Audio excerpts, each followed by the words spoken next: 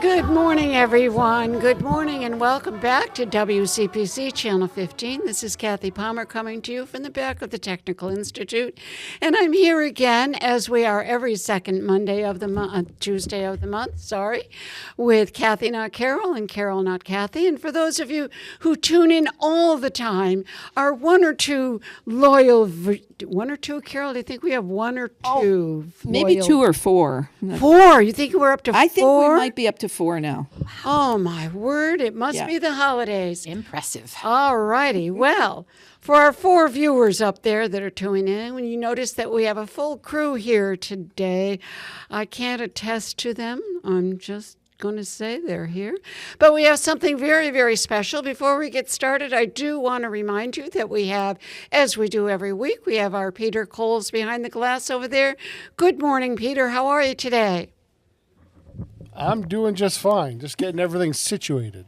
I know, and I thank you because There's we have a lot of people in the studio. We do have a lot of people here today, and we thank you for setting us up because it did take some doings to get it all done. And we thank you, Peter. Do you have your tree up yet? Yes, I do. Oh, I'm so. Our big 4-foot tree. You're 4 foot. Now, wait a minute. You have a cat, don't you? No, dog. Oh, you have a dog. Yes. Is the dog going to? No, the dog ignores the tree. He's yeah. Oh, wow. Well, that's good. So everybody out there, if you're getting a tree up, fine. If you don't get a tree and you don't get to Christmas, that's fine with us too. There's a lot of things going on in the city of Westfield. I'd like to remind you that we have the Art Walk coming up on this Saturday. And for more information, you can go to the Artworks website and they will give you everything you need to know. There's also several things going on with Westfield on weekends. Again, they have their lovely, lovely building down on Elm Street. Please stop in when they're open. They have activities going, and go to their website. Then at the Westfield Theater Group, we have our one-act plays called Winter Lights. They are 10 short 10-minute plays. It's a short time, but it's a great thing to do, especially if you're looking for something a little bit different to do this Christmas. Keep in mind that it's mostly geared to older audiences. There are also some other things going on. There are carol sings. There are things going on in churches. There are things going in the schools. So please look around. Go to Experience Westfield. That will give you some of the information on upcoming events. And speaking of events, see what I did there, Carol? Just segued right into Boy, that. you're such a talent. It must be the name. It's the name. It's definitely. the name. It's the Palmer name. You want to tell us what are we doing here, Carol? Well, you know what? What, Carol? You wrote this wonderful, I call it a radio show. It is a radio show. Like they used to do back in the 40s, right? And so today we are doing a Christmas carol, which Kathy kind of put together for our group. And speaking of our group, we should probably introduce, or they can introduce themselves. Well, I'm going to do that at the end. Yes. Okay. I'm going to do that at the end. At the end. So we won't know who you are right now. Sorry. They're all anonymous people. We don't know them. Are we going to start soon? Because I want to change the set. Yes. Oh, we're going to change the set. Oh. Yes, I am. Oh, my. I love this. So we will get started. A Christmas Carol. And there are some people who always say, this always confused me when I was younger. A lot of things confused me when I was younger. But this is one of them, why he called it A Christmas Carol. A Christmas Carol was first published on December 19th in 1843. He wrote the story. Charles Dickens wrote this story in only 6 weeks. And it was supposedly because he needed money. He needed something that was going to generate a lot of funding. The first edition sold out very, very quickly. Unfortunately, Dickens did not make an awful lot of money out of this. And the reason he didn't was because he spent so much money on the actual production of the book. He used all the finest materials and the finest covers and the engravings, and he paid a lot to have the engravings done. So he didn't really realize a lot of money on it. Plus, a while after he wrote it, maybe about a month after he wrote the script, someone pirated it, and they were making money, and it actually cost him a lot of money in the courts. You know anything about that? You weren't there then, Rock, were you? No, Your Honor. Not guilty. It cost him a lot of money in the courts to get it straightened out and get the rights back to him. One interesting thing I found: Mark Twain did not like A Christmas Carol. I heard that. That's he amazing. was not a fan. That too. He said, and I quote, "There is no heart, no feeling. It is nothing but glittering frostwork." Oh, what does he know? Having said that, we are going to start with our radio play. Again, please remember, it's how we sound, not necessarily how we look, but how we sound. What? So, again, I was going to tell you about why they called it a carol, because he said, and I only found this out, and of course, as you know, you may find something that says this is totally wrong. That's okay. But what I found was he said that Christmas carols are so well known and repeated often that he wanted this story to be repeated and known like A Christmas Carol. And hence the reason when he separated it into sections, he used the term stave, which is a music term for the That's Christmas right. score. Yes, it is. And that's why he did it. He didn't name it after me then. No, Carol, you're not the Christmas Oh, Carol. darn it. Well, when I wrote on my page, I made a note and I said, "Why Carol?" I'm thinking, what am I supposed to ask Carol? I don't remember.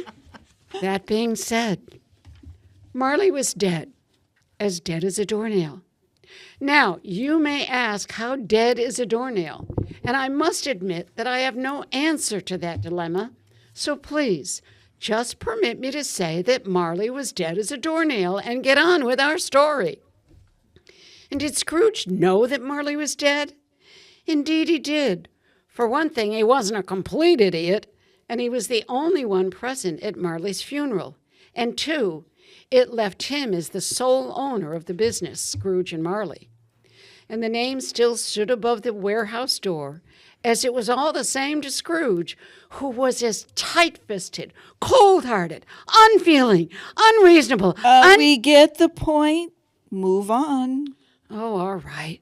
Wait, where was I? Oh, right.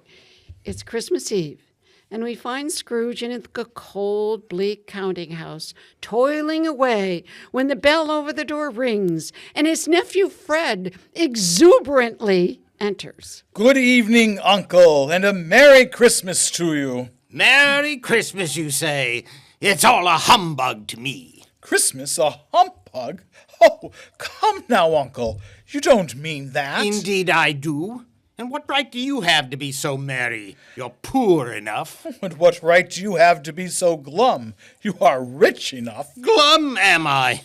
And why not? Christmas. It's all just a reason for picking a man's pocket.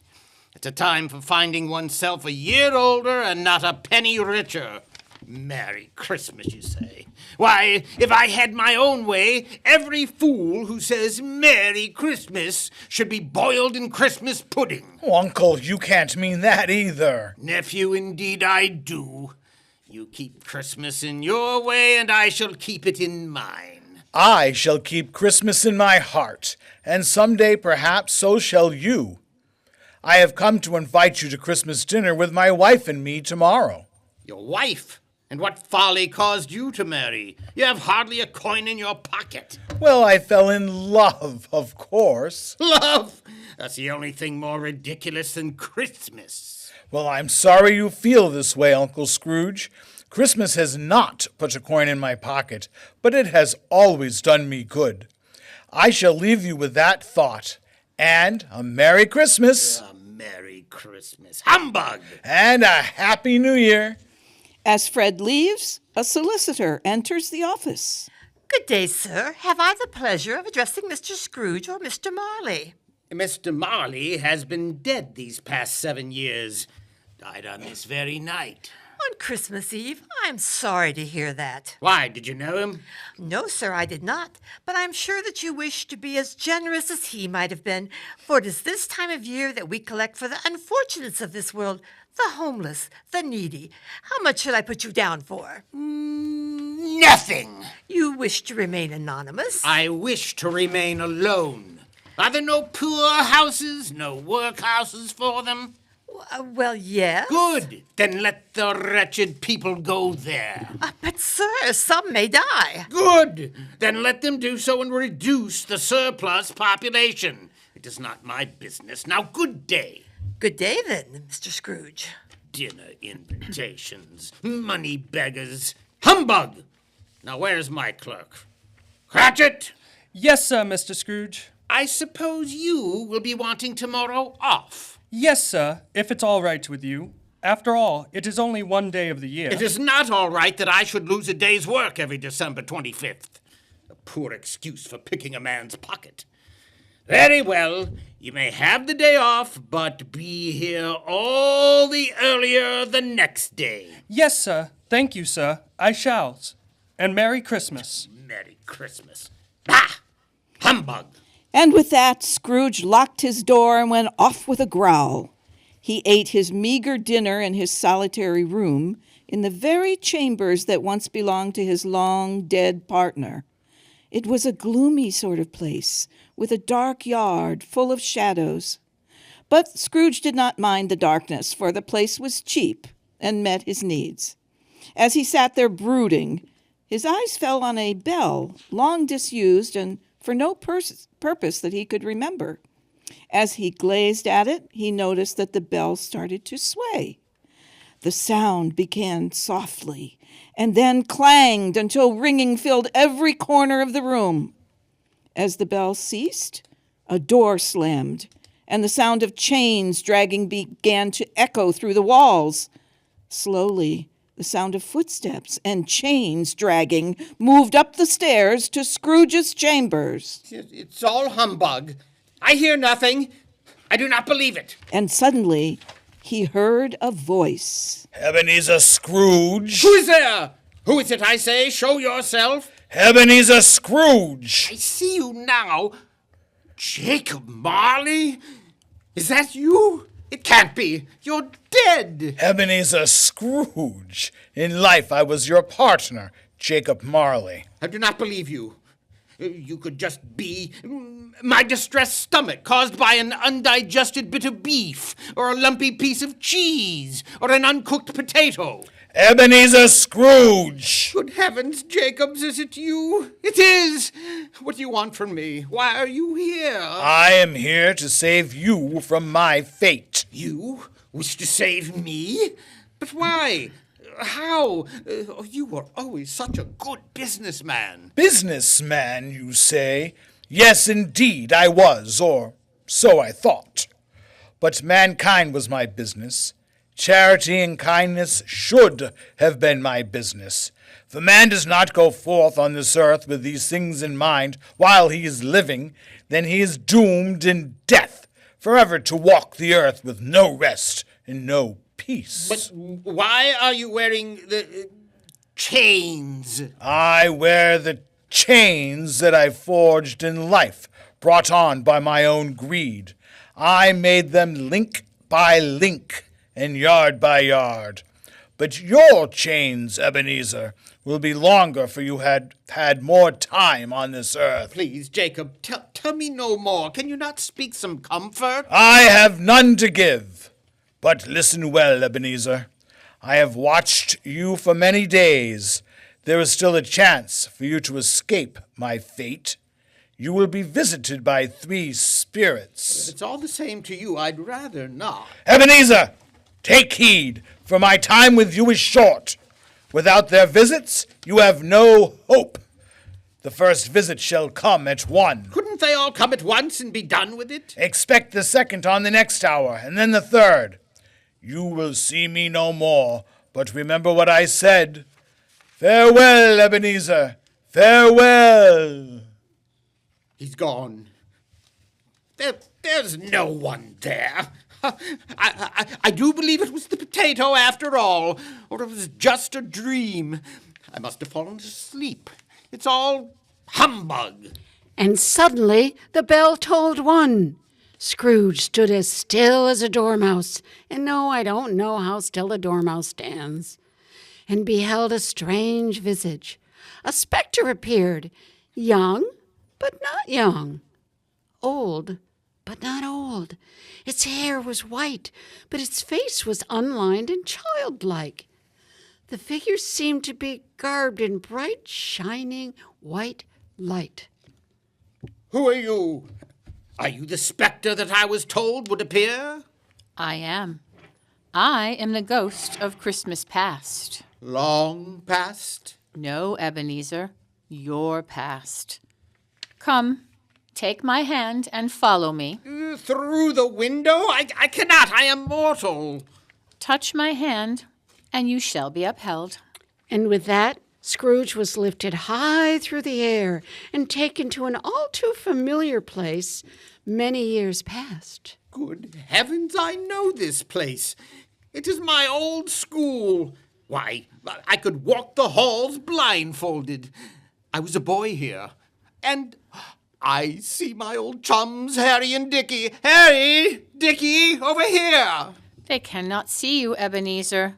They are but shadows of the past. But where are they all going? They are all going home for the holidays. But the school is not deserted. There is one boy left by himself. It was you, Ebenezer. No one came to get you. It must have been very sad being the only one left while the others went home to their families for Christmas. My father was... Never mind. Besides, I wasn't lonely. I had my studies, my books. Ali Baba, Robinson Crusoe. At least the schoolmaster was still about. Well, Master Scrooge, I see that you are still here. Is no one coming to fetch you? I have other things to attend to. Not that everyone needs to go home and celebrate. If you ask me, Christmas is all a humbug. Just a humbug. You remember that, Master Scrooge? And it will serve you well. But you did go home, finally. Yes, my sister, Fan, came to fetch me. In a carriage. She said that Father was so much kinder than before, and she finally asked him one more time if I could come home, and he agreed. She was a wonderful creature, with such a kind heart and so delicate. She died young, you know. Yes, but she left behind a child, your nephew, Fred. Yes, my nephew, Fred. I should have been better to him. And suddenly the scene changed, and they were in the city, where coaches and wagons battled for space among shoppers and workers. It was evening, and it was clear from the decorations and the shop windows that it was Christmas Eve. The ghost stopped in front of a warehouse. Do you recognize this place? Why, yes! It's old Fezziwig's place. I was apprenticed here. And there he is, bless his soul, alive again. Yo ho, my boys, put the ledgers away. The work is done for the day. It is Christmas Eve. Let us all rejoice. Bring in the fiddlers and open the doors for our guests. It is time for the celebration. Everyone must dance and eat and make merry. Ah, old Fezziwig. He was a grand soul. Oh, you speak well of him, and yet he had not an extra coin in his pocket. He wasn't about money. He had the power to make us happy, to make our work light, to make us pleased with ourselves with just a few words. It was not about coins. Strange that you should know that. Now look over there. I see a lovely young woman with a young man. I believe it is you, Ebenezer. But who is your companion? She appears to have tears in her eyes. It is Belle. We were engaged to be married. She was so lovely. Ebenezer, I must speak with you. Yes, Belle, what is it? We have been engaged for many years now, but I have come to tell you that I cannot marry you. Belle, whatever is the matter? Is it because we have yet to set a date? Then I will do so. No, it's not that. It's because another has replaced me in your heart. How could this be? Belle, I assure you there has never been another in my life. It is not a living soul. It is money. Money has replaced me in your life. It now comforts you and cheers you. Money!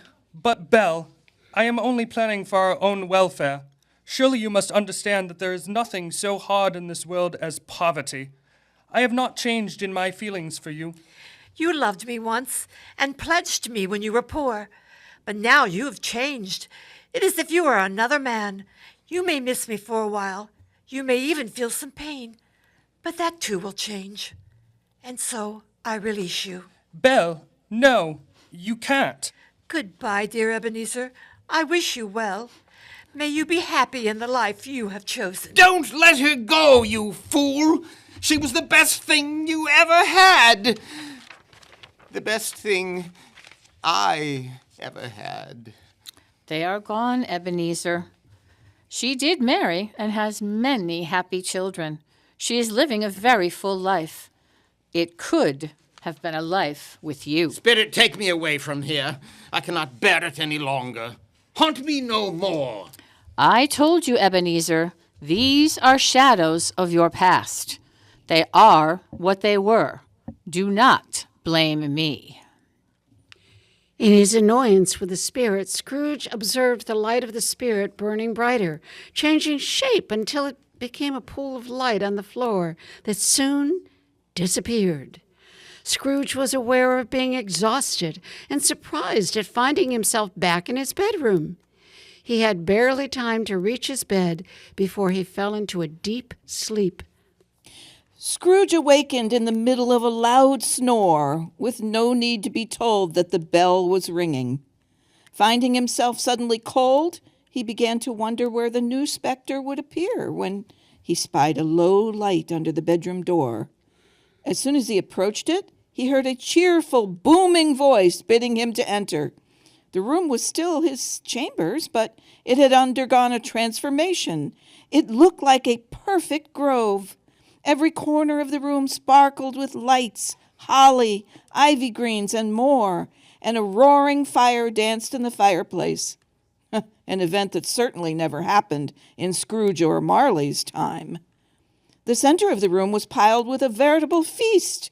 Great piles of poultry and meat, sausages, mince pies, puddings, apples, oranges, and steaming bowls of punch that filled the air with delicious steam. And there sat next to the spirit, dressed in a green robe bordered with white fur and carrying a bright torch. Oh, it was all a glorious sight to see. Come in and know me better, man. I am the ghost of Christmas present. Look upon me. I will wager you have never seen the likes of me before. I don't think that I have. Spirit, lead me where you will. I've already learned one lesson, so teach me what you will. Touch my robe. The room disappeared instantly, and soon they were on the city streets. The sky was gloomy, and the short streets were filled with a foggy mist as if all the chimneys were lit at once. There was nothing cheerful in the climate, and yet the people in the streets were still jovial and full of cheer, calling out to one another and exchanging greetings and exchanging an occasional friendly snowball. And as they moved through the crowds, Scrooge took note of the spirit sprinkling something as they walked along. Tell me, Spirit, what is that peculiar flavor that I see you sprinkling as we go? I'm spreading hope and kindness. Do you give it to everyone? I do, but especially to the poor, for these are the ones who need it the most. Do you suppose I might try some? My dear Scrooge, I have been trying to give it to you for years. They continued on through the suburb, and soon the spirit led Scrooge to the humble home of his clerk, Bob Cratchit. Mrs. Cratchit, dressed poorly in a twice-turned-down gown, but bright with ribbons, was laying the table with her children. Belinda, please fetch the plates, and Peter, please stir the potatoes. We must have everything ready when Father and Tiny Tim arrive home. They are late, and so is our Martha. I trust she is still working in the hat shop. Ah, here is our Martha now. Oh, I'm so sorry to be late, Mother. We had a good deal of work to finish up and so many things to put away this morning. Oh, where are Father and Tiny Tim? I believe I hear them coming now. Why, everyone is here. It shall be a grand Christmas day. And how was our Tim in church today? He was as good as gold. He gets very thoughtful sitting by himself. And he said the strangest thing on the way. He said that he hoped everyone would notice that he was crippled and needed a crutch, especially on Christmas Day, as it would make them all remember who made blind men see and cripples walk. And now I smell the finest Christmas goose. Yes, the goose is cooked. Peter has mashed the potatoes. Belinda has stirred the applesauce. Martha has dusted the plates. The pudding is ready, and the jug is full. Never was there such a goose. Although cheap and small, it was the center of much admiration. And the Christmas pudding was a sight to behold. Finally, everyone had their fill, even the youngest Cratchits. At last the dinner was done, the table cleared, the hearth swept, and the fire made up. Oranges and apples were laid out, and chestnuts tossed into the fire, as Bob Cratchit called everyone for a toast. A Merry Christmas to all of us, my dears. God bless us. And Tiny Tim echoed last. God bless us, everyone. Tell me, Spirit, will Tiny Tim live? I see a vacant seat near the chimney and a crutch without the owner, carefully preserved, laid gently against it. If the shadows remain as they are, then he will die. No, Spirit, tell me that isn't so. Is there nothing to be done? Should he not die and reduce the population? Those were your very words, Scrooge. And who are you to decide who should die and who should not? I did not mean... Sadly, you did mean it when you said it. Now, quiet, man. There's more to hear. And now I'll give you, Mr. Scrooge, the founder of our feast. Mr. Scrooge, indeed. I shall not toast to that man in this house. My dear, the children, it is Christmas, and it is his money that paid for this feast. It is your money, husband. You earned it. If I had him here, I would give him a piece of my mind. On Christmas, we should not be honoring someone as odious, hard-feeling, and stingy as he. No one knows better than you. I shall drink to his health for your sake, but not for his. And after that, the family was 10 times merrier. The day went on, and tales were shared. The jug was passed around, although the younger children did not care for it. And Tiny Tim shared a plaintive song about a lost child traveling in the snow. They were not a handsome family. They were not well dressed, and their shoes were not waterproof, and undoubtedly they knew the inside of the pawn shop. But they were happy, grateful, and pleased with one another's company. Scrooge kept his eye on them as the sight faded away. The evening was later still, as they stood in front of a dwelling where Scrooge heard the familiar voice of his nephew Fred inside. Scrooge soon found himself in a warm, bright, dry, gleaming room where his nephew was accompanied by his wife and surrounded by guests.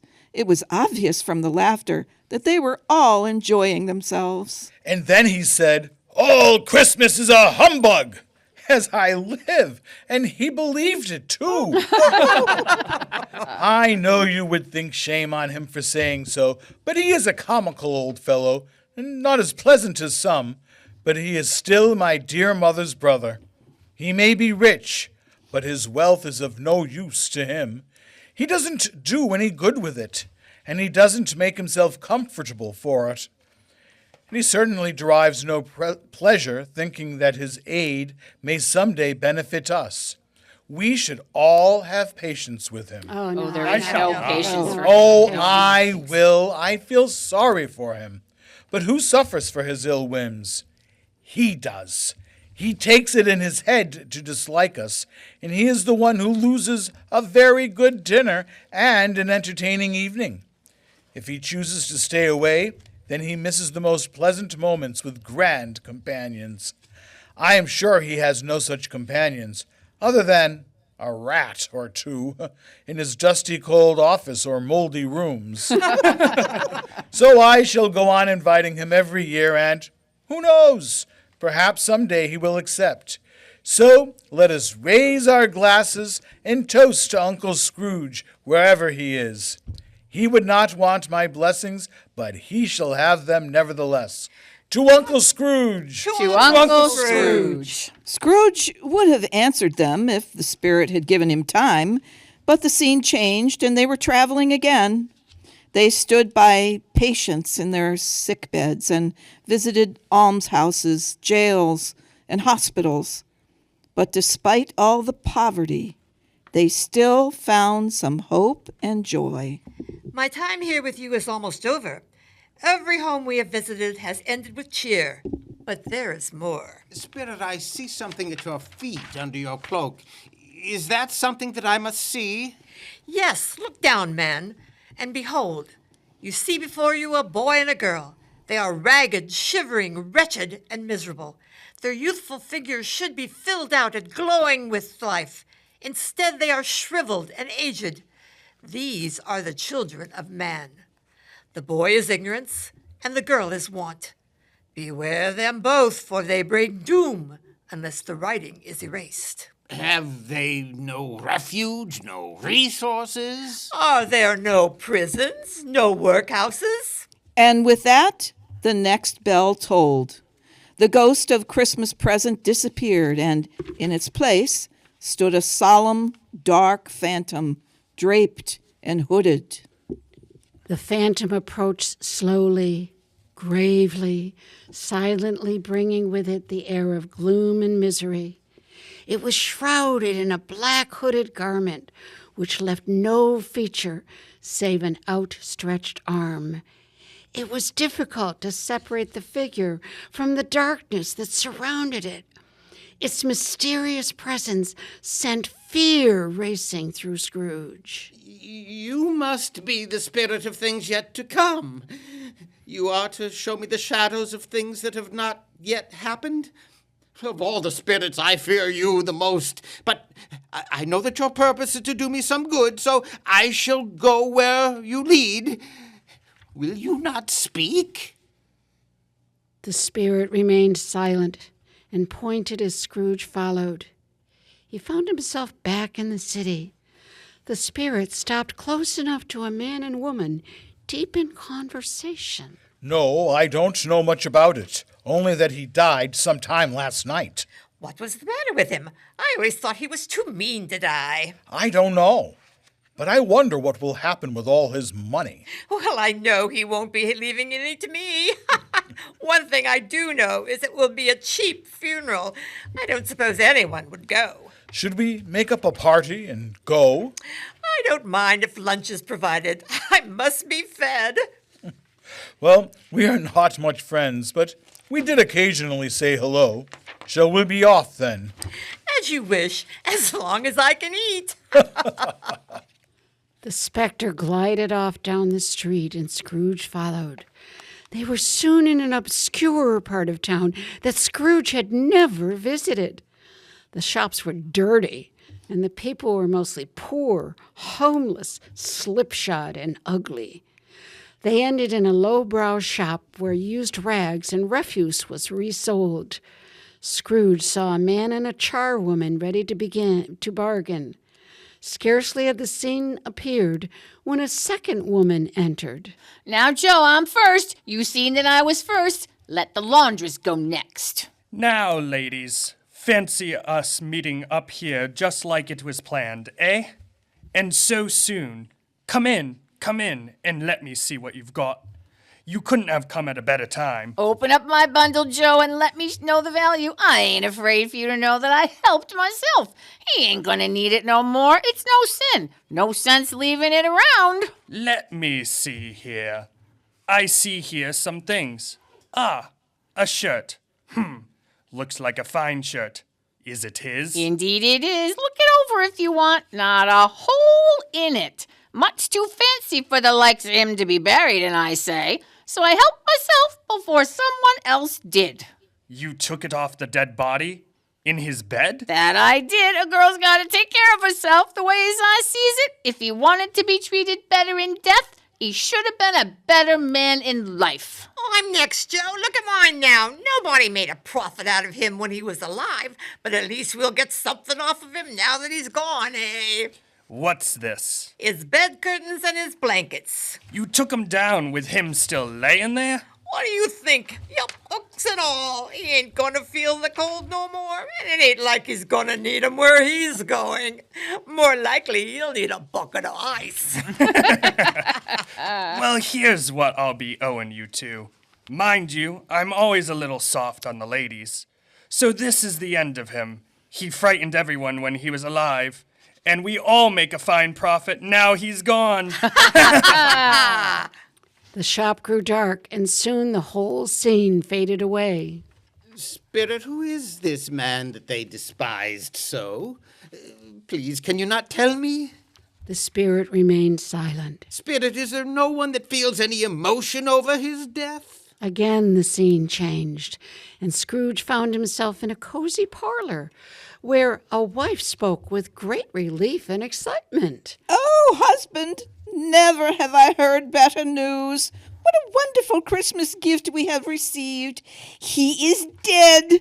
What a joyous occasion. He is dead, and we are free of our debt to him, at least for now. It is a miracle. We shall sleep well tonight. Please, Spirit, let me see some tenderness connected to death. The spirit directed Scrooge through the familiar streets, and once again they entered the poor Cratchit home. Mrs. Cratchit sat with her sewing. Her eyes were red from silent weeping.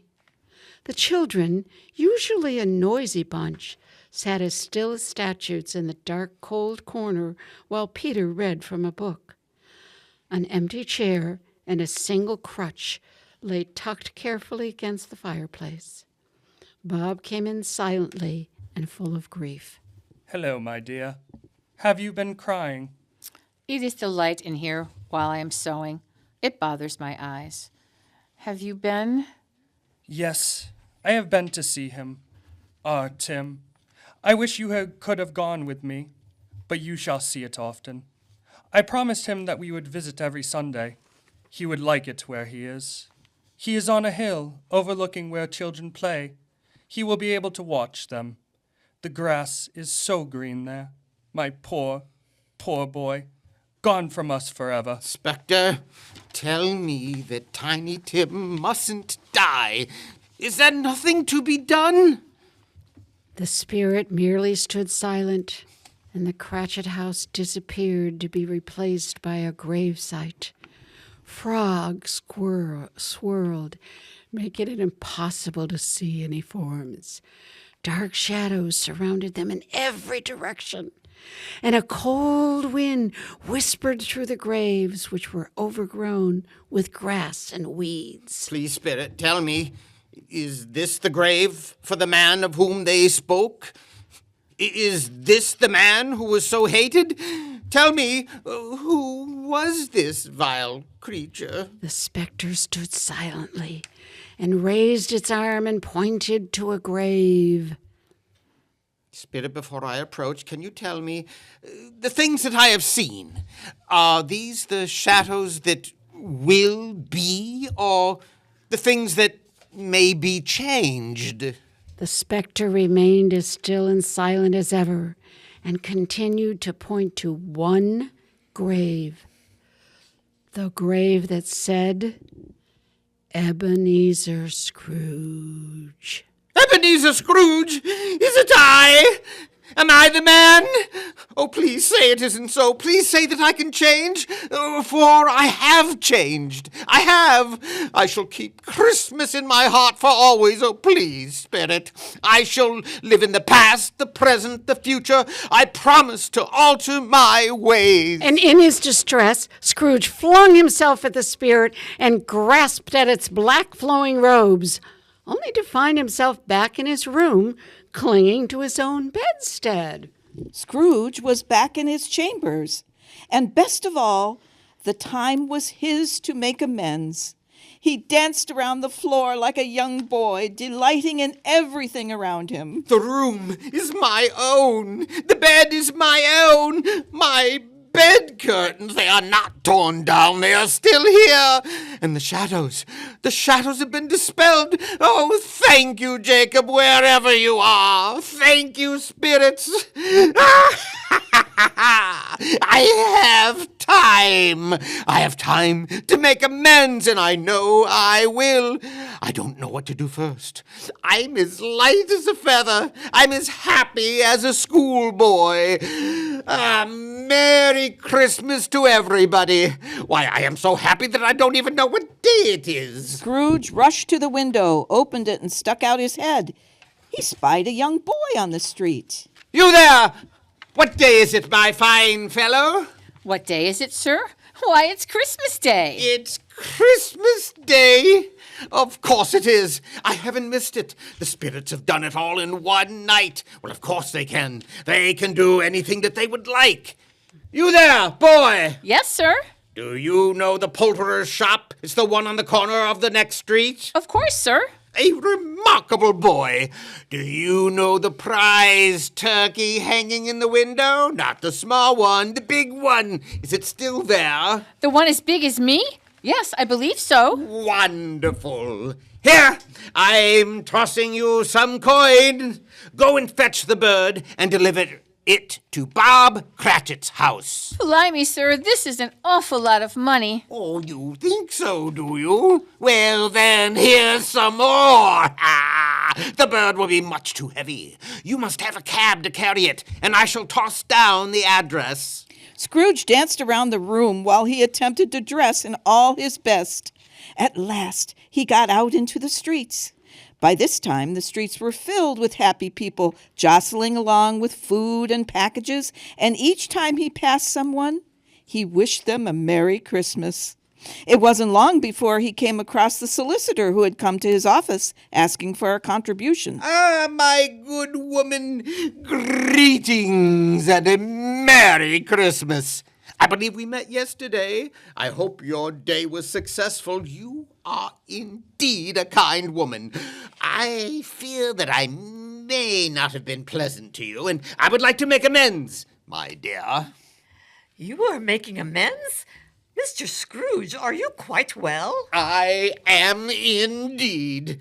Madam, I am indeed. And if you would come to my office tomorrow, I shall provide you with a sizable donation for the poor, the unfortunate, for it is at this time of year that they need it most. Why, sir, I don't know what to say. Say nothing, madam. Shall I see you tomorrow? Yes, of course. Tomorrow it is. Thank you, and Merry Christmas to you. And Merry Christmas to you, madam. Scrooge continued along the streets, greeting people as he went. He patted children on the head and gave them a few coins. He spoke to beggars and promised to help. Never had he imagined that a simple walk could give a man so much pleasure. In fact, he never dreamed that anything could give him happiness. But it did. Finally, he ended his afternoon on the steps of his nephew Fred's house. He passed by several times before he could mount his courage to knock. But when he finally did, it was a mercy that the family didn't shake his arm off. He felt at home in 5 minutes. No greeting could have been heartier. It was a wonderful party with wonderful food, wonderful games, and wonderful happiness. But the next morning, Ebenezer Scrooge was in the office early, hoping to catch Bob Cratchit coming in late. That was the thing he had his heart set upon, And Bob was late as he suspected. The clock struck 9, and no Bob. A quarter past, and still no Bob. The clerk was a full 18 minutes late when he finally arrived. Cratchit! What do you mean by coming in late? I told you to be all the earlier. Yes, Mr. Scrooge, I know I am behind the time, and I am very sorry, sir. I promised it would not happen again. No, it shall not. It shall never happen again. And I am not going to stand for it. I will tell you what I'm going to do about it. I'm going to cut your hours. Oh no, Mr. Scrooge, please, I need... And I shall double your salary. Oh, please, no. Wait, what? I don't understand. Yes, young man, I'm going to see that you work less hours. You need to spend more time with that wonderful family of yours. And you need more money. And we shall see that Tiny Tim receives the best of care. And did you enjoy your Christmas turkey? You sent it? Mr. Scrooge, I don't know what to say. Just say Merry Christmas, Bob. Merry Christmas. Merry Christmas, Mr. Scrooge. Scrooge was better than his word. He became a second father to Tiny Tim, who did not die. And he was as good a man as the city ever knew.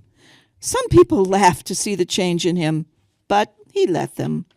He had no more need of the spirits, for he kept Christmas in his heart every day. And so, as Tiny Tim observed, God bless us, everyone. And there you have it, folks, A Christmas Carol. It has been continually in print since it was originally written, has never been out of print. If you would like to see the script itself or you want to see the original story, you can go to the Gutenberg website, and they have this in its entirety, and it is out there. But we need now, Carol, Yes. to introduce all of our cast. Yes, I think they should introduce themselves. At that end of the table, we need you to start. Oh, really? Oh, yes, really.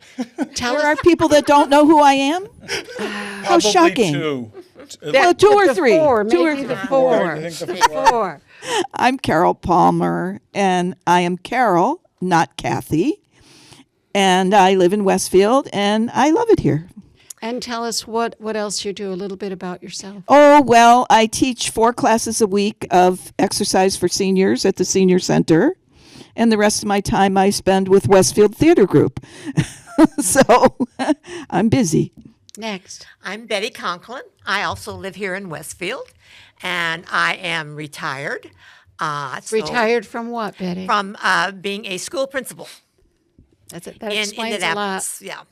And so I basically sit around the house, go to yoga, and spend a lot of time with the Westfield Theater Group. And you just started with us a few Just years started ago. a What couple was years your ago first? after 50-some years of not being in theater. And what made you come back to it, Betty? I just decided that it's something I've always loved doing, and I'm thinking, I kept seeing things for auditions, and I thought, well, let's give this a shot. I was scared to death, but I felt very welcome, and I haven't stopped since. And we're glad to have you. Tell me, what did you read in this Christmas Carol? I was Belle. I was the ghost of Christmas Present.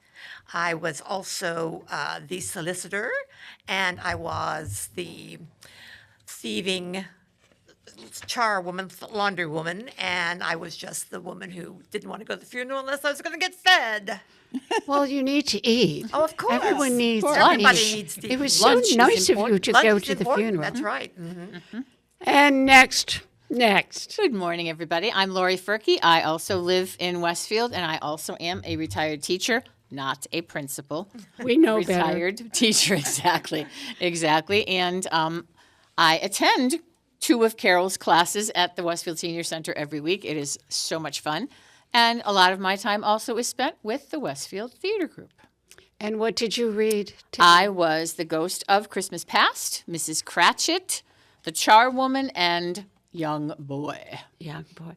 And here we have the centerpiece, and you would be he's our centerpiece on our table. He's not Carol, and he's not Kathy. I'm Rock. I'm Rock Palmer. I'm an attorney in Westfield, and I am married to one of the Mrs. Palmers on this show. Oh, we have to guess? You have to They guess have to which- guess. Yes. But I've done community theater here in Westfield since the 1980s, and I had a great time reading Scrooge. And we have a great time having you. And do you? I have to ask you this though, Rock. You've been with the Westfield Theater Group for many, many years, mostly in musicals. But do you have a favorite? Among my few favorites are when I played Harold Hill in Music Man, Such a great show. and when I played Mooney in Anything Goes, and I played that twice. And those were both excellent parts for you. I can Yeah. absolutely see you do that. Carol, do you have a favorite? I have so many. You know what I really had fun with is the charwoman in Christmas Carol. She's just so ridiculous, so I understand. And the laundress kicked me in the rear end on the way out. So it was just, one of my stellar roles. Kathy always has a wonderful role for me with some crazy outfit on with tutus or whatever. Carol, could you just for a moment walk around Do it. and Oh, show lovely to look at. show you. I'm a Here she girl, comes. that's only great. Miss America. We should not be. Just come around in front of this. Oh, see, we can't really see. Oh, we your can't tutu. see her. No. We can't see your tutu, but oh dear. You have to stand on a chair. I am not sure that's allowed. Oh, Pete might get rid of that. I asked for it, didn't I? Editing. Oh, there you go, Carol. Stand up. Oh, there you go. There you go. Stand up. Now we can see you. There you go. There you go. Give us a little Now- twirl. Give us a twirl. There you go. There you go. All right, sit down. I apologize to our four listeners. And I might add, you can guess which one he's married to now because, honey, this year we deserve a statue out front of the Women's Club. We have been on the board of Westfield Theater Group for 40 years. Wow. Whoa. 40, yeah. I'm Lord, still it's have- 40, saying. it's been We are 40. not ignoring you, Sam. We are I'm moving not being along. ignored. This is why I did it at the end, Carol, Oh, because okay, I I knew got how it. much time we would have. So we'll move to Sam. Sam is our newest member of our group. We've already chained him to the chair. We've already gotten his name written down on the contract. We are not letting him go. So tell us about yourself. Introduce yourself. So my name is Sam McMunn. I'm also a Westfield resident. I am a member of the Westfield Historical Commission. I also work for Amtrak as a railroader between Springfield, Massachusetts and St. Albans, Vermont. Volunteer at the Connecticut Trolley Museum in East Windsor, Connecticut. And then I am also a 18th century Revolutionary War reenactor as well. So kind of all over the place with what I do. You are. Not a theater person, however my family is. But I'm sure these lovely people are now going to rope me in. We're going to which is suck him okay. in. Yeah. Got him. I Yeah. love being voluntold. Get him in there. He already knows me because he'll say, "Is this a voluntelling thing?" And what roles did you play, Sam? So I played Bob Cratchit, the schoolmaster, young Ebenezer, and Joe. Excellent. And last but not least, another star on our board. Hi, I'm Paul Nesbitt. I am not a Westfield resident, at least not not currently, but I've lived here 2 other times. I'm a graduate of Westfield State, and currently I serve as the pastor at First Congregational Church here in Westfield. And out. Oh, and Southwick and Southwick, Congregational. yeah. I'll get in big trouble if I don't mention them. So. Yes, you will. You will. But you've had some sterling roles with the Westfield Theater. Oh, I Group. have. Do we need to discuss that? I don't. It's a toss-up between who's done the crazier things, you or Carol. Oh, I don't It's a know. I toss-up. might. I think you might win that one. I don't know. I got talked into, actually, it only took them moments to talk me into it. But I played Sister Julia, Child of God, in Nuncrackers, and it's probably the most fun I ever had on the stage. It was fun to watch, too. was. It was fun to watch. You get to play a drunk nun in a Julia Child voice up here somewhere, you see. But yeah, it was it was a lot of fun. I'm not sure how the church members felt about it. Especially the nun part. I know, but I'm still here, so it's good. It's all good. And we are happy to have you here. Well, thank you. And Rock, have you been in a Christmas Carol before? I have been in a Christmas Carol a number of times. Most Joe. often, I play the character that you always cast me as, Joe. I loved you as Joe. All right, I been the Joe who goes through all the stuff and buys it from the ladies. Ladies. Pays the ladies. The Good morning. ladies. And it's Sam, you have to understand the ladies, and I use that term in quotes. Very, very loose. Air quotes. Loose interpretation. Yeah. They would come in with their teeth blackened, Oh, God. and then we'd have to have a straight face. Yeah. And just get through it. Carol, what have you done in Christmas Carol? The laundress. I've had both of the ladies roles, but I was thinking, when I started wearing a tutu, and it's your fault, was holiday spirit. Right? Don't blame that on me, Rock. Rock, I am not to blame for her. If anyone is, A little bit. Yeah, but but that's where I started wearing a tutu, and it's become like a signature. Oh, it is. A I only have signature. 3.